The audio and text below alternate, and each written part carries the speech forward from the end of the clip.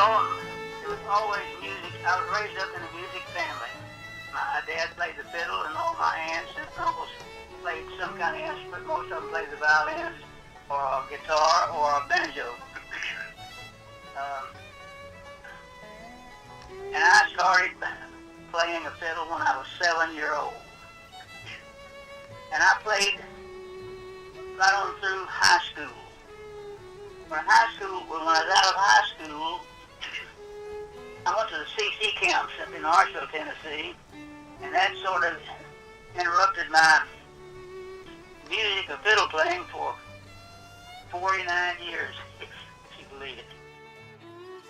Anyway, when I came out of the CCs, I got a job in a garment factory, and very shortly thereafter I married my longtime sweetheart.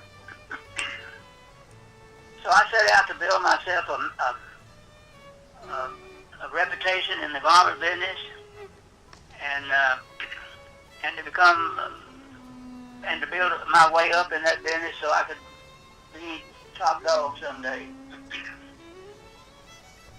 I worked for one company, Washington Manufacturing Company, about I think 25 years, and I wound up as a general manager over 5 plants. Soon thereafter, I met a man from New York City, and he had money, and he had sales, but he didn't know anything in the world about manufacturing, and he was having to buy his goods that he sold from plants, and then turn around and sell them to get his money. So he wanted a plant of his own, but he didn't know anything about anything at all about a plant, and I did.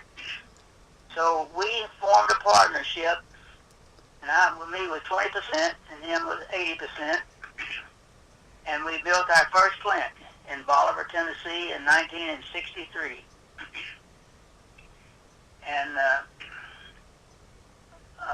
got that plant going, and eventually built 4 more plants. And I never played the fiddle a single time during that time.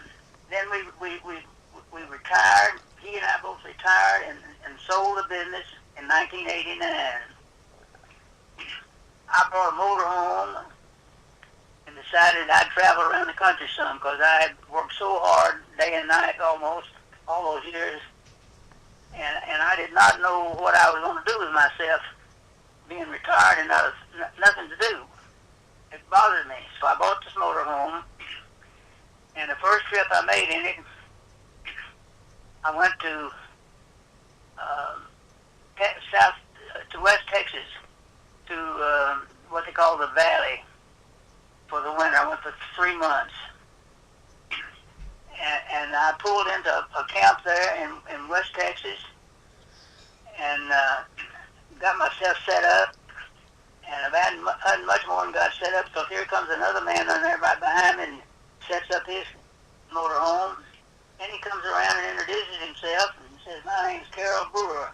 I guess I'm going to be your neighbor for a while."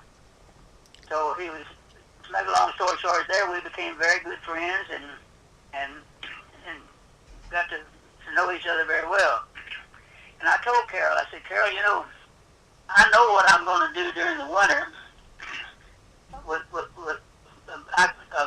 to keep myself from going crazy after how busy I was all those years. But I don't know what in the world I'm going to do in the summertime." I said, I'm worried about that. I don't have anything to do." He said, "Well, I'll tell you what you can do. You can go to these the bluegrass festivals."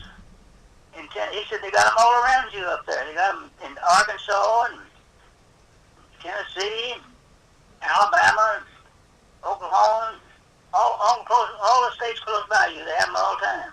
I said, What do you mean bluegrass festivals?" He said, "Well, they play bluegrass music." I said, "Never heard it." So he said, "Well, you ought to go try that. I think you'd like that." And I told him that I used to play the fiddle, but I hadn't played it in a long time. In fact, I didn't even know where my fiddle was anymore.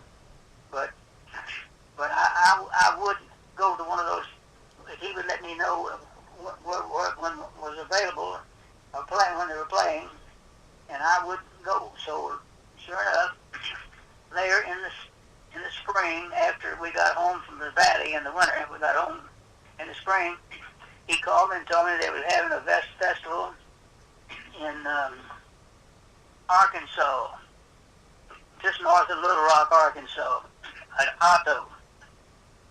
So I met him over there, and we pulled up in the park with nothing in the world but in a nice wooded area where they had nailed up electrical plugs on the trees, and they had a dump that you could unhook your motorhome and drive down someplace and dump your motorhome and drive back up and hook back up again. So the music was out of this world. I could not believe they jammed all day long. They got together just like a bunch of buddies and jammed and played. And I really liked that music. That was so much different from what I heard, which I didn't really like, which is old country breakdown music. But it was really great. And I listened to that and I go, boy, I wish I could get back so I could play.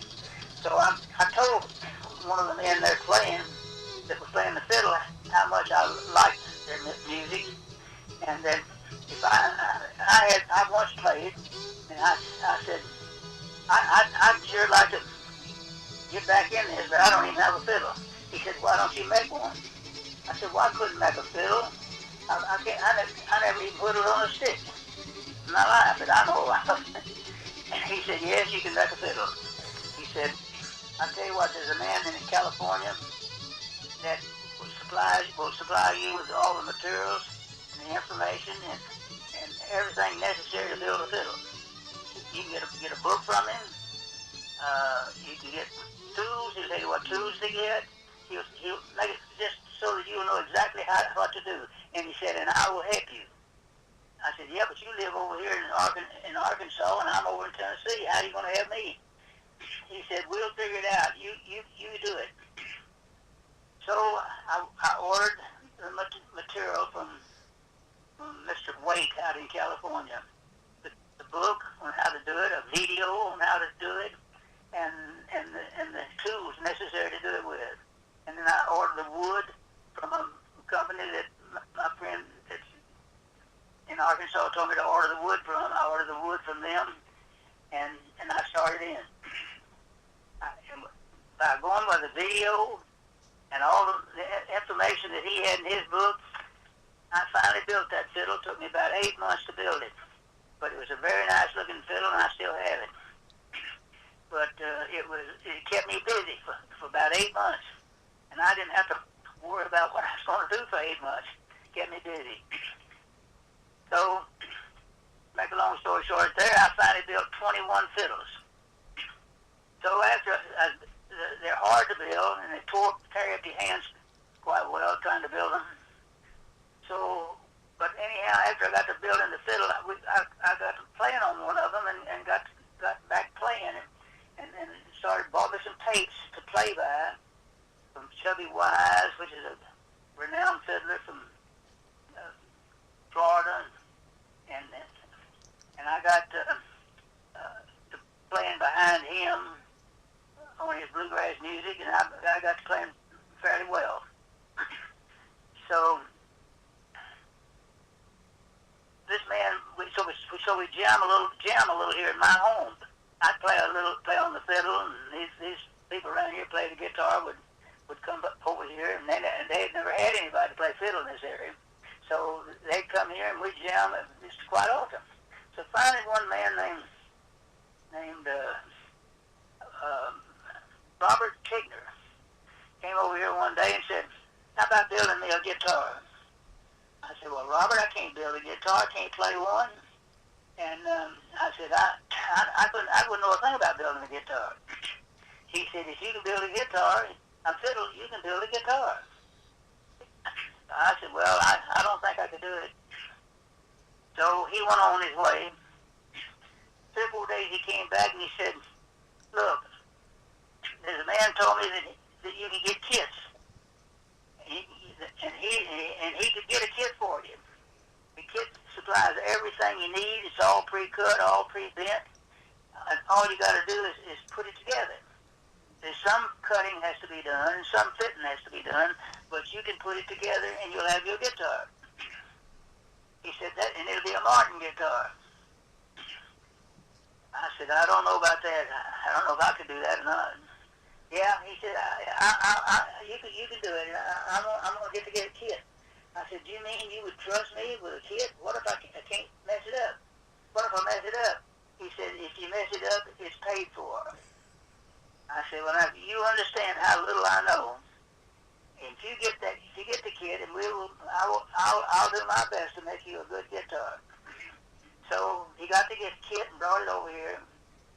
I ordered tapes, videotapes, explaining exactly how to do it, all the methods, all the tools necessary, and I ordered a good many tools, and ordered all of the equipment necessary to make guitars with, or to put that kit together with.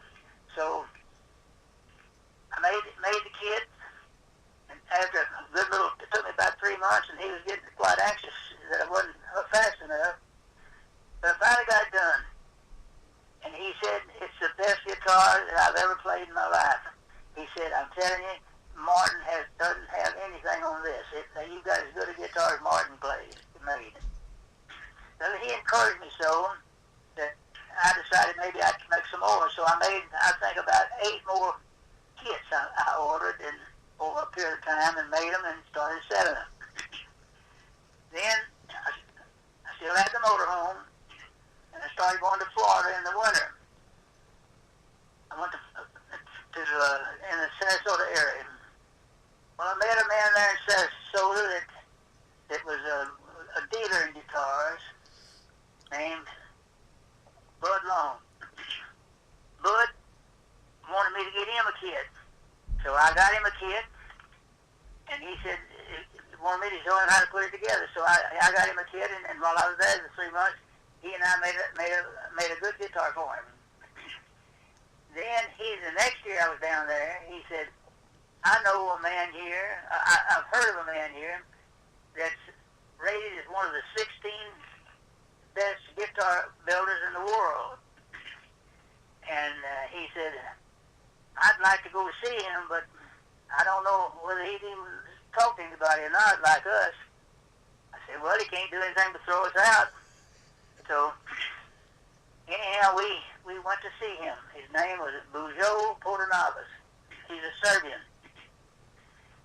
Man, he had some of the most beautiful guitars you'd ever seen in your life. They were not kits. He made every one of them from scratch. Well, right then I decided that if I could get into his head somewhere or the other, I was going to start building my guitars from scratch. I was going to quit the kits, start building everything. I'd build the necks, the fingerboards, the bridges. I'd saw the wood out from scratch. I'd build it all from scratch. So I said, Mr. Bujo, how much would you charge me to let me just watch you build a guitar? I don't want to get in your way. Just let me just watch you build it, and I'll pay you whatever you ask. Anyhow, we made a deal that I made him $1,000 to watch him build a guitar. I watched him make the neck. I watched him saw out the wood for the body. I watched him inlay the materials in the body. I watched him do the neck. I watched him make the bridge, make the fingerboard, all that stuff. So when I came home, I bought the additional equipment that I needed to do that, and I started building from scratch. So I think I built 8 or 9 guitars, I believe, in total, with kits, and all the rest I've built have been from scratch. And today, as of today, I have built 90 guitars.